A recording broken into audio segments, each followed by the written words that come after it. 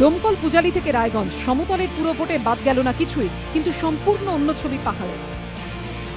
রায়গঞ্জ, ডোমকল এবং পূজালিতে গণতন্ত্রের সবচেয়ে বড় পরীক্ষা, যেখানে কার্যত প্রহসনে পরিণত হয়েছে, সেখানে দৃষ্টান্ত স্থাপন করলো পাহাড়।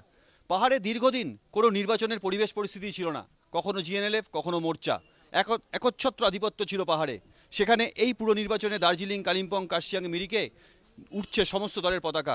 এবং এইখানে কালিম্পংয়ে আপনারা দেখতে পাবেন, যেখানে টিএমসির ক্যাম্প অফিস তৈরি করা হয়েছে, তার থেকে ঠিক 20 ফুট দূরে আপনারা দেখতে পাবেন গোর্খা জনমুক্তি মোর্চার ক্যাম্প অফিস।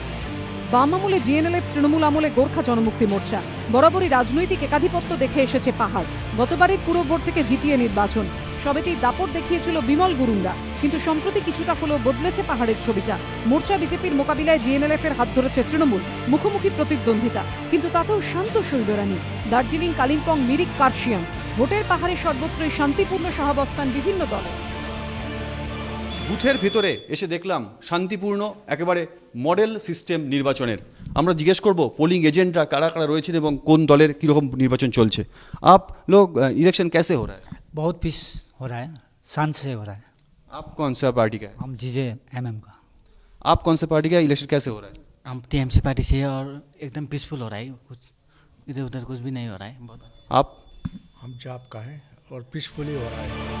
পাহাড়ের ভোটাররাও বলছেন গণতন্ত্রের উৎসব যে এমনটাও হতে পারে তা তাদের জানা ছিল না।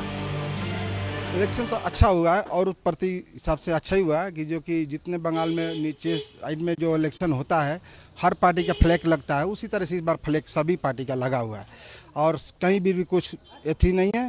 जो हो रहा है शांतिपूर्वक यहाँ पर वोटिंग हो रहा है। इस बार election historic, for the first time we are experiencing true democracy. Opposition political party भी वो लोग का कैंडिडेट्स नहीं देता था, लेकिन इस बार ऑपोजिशन पार्टी तो दिया, लेकिन उसका ऊपर दार्जिलिंग में 22 इंडिपेंडेंट कैंडिडेट्स। পাহাড়ে যে অবাধ ও সুষ্ঠু ভোট হয়েছে তা মানছে রাজনৈতিক দলগুলিও। জেনে রাখা ভালো যে পাহাড়ে আমাদের একটাও ভোট ছিল না। ওই যে আগে থেকে বলছে ফুল ফুটবে না, ফুল ফুটুক না ফুটুক, আজ বসন্ত। শাসক দলের মন্ত্রীরা শিলিগুড়িতে বসে নির্বাচন কীভাবে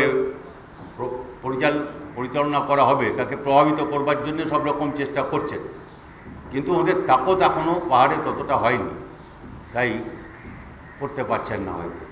রাজ্যের শাসক দল যেখানে বিরোধী, সেখানে যদি এমন উৎসবের পরিবেশে নির্বাচন সুনিশ্চিত করতে পারে প্রশাসন, তাহলে বাকি রাজ্যেও এভাবে কেন নির্বাচন হবে না, এই প্রশ্নই তুলছে এখন রাজ্যের বিরোধী দলগুলো। রাজনৈতিক পর্যবেক্ষকদের একাংশের বক্তব্য, সমতলের পুরসভাগুলিতেও যদি পাহাড়ের মতো কেন্দ্রীয় বাহিনী মোতায়েন করা হতো তাহলে হয়তো এতটা অশান্তি হতো না।